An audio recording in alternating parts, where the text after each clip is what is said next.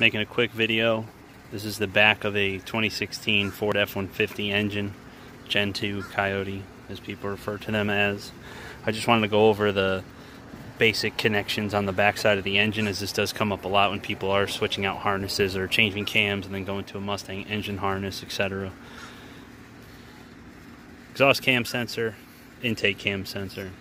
Sorry, is right here. Little radio suppressor. These are the vacuum solenoids that go on the back of the manifold. These are called the CMCV, or other people refer to them as IMRCs, intake manifold runner controls. They're vacuum controlled, but they open when you floor it, blah, blah, blah. This is the knock sensor pigtail right here.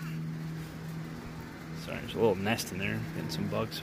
This is the other CMCV connector in the back, and here are the two other ones that are blue. So if you do lock these out, you'll tie this aside, tie this aside, tie this one aside, and tie this one aside. So a total of 4 right there you will tie aside.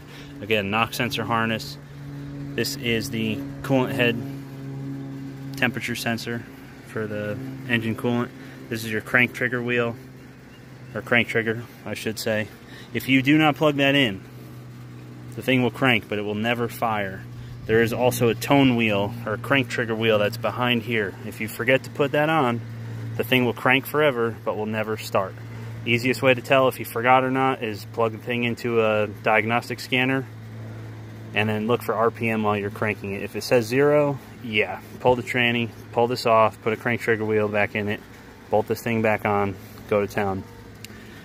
Other exhaust cam sensor, and then the other one is the intake cam sensor on the back here. I think it's kind of hard to see, but it's right there. But again, that's what the back side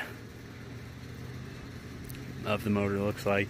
So if anybody is curious about all that. And then once I clean this thing up, I'll go over vacuum.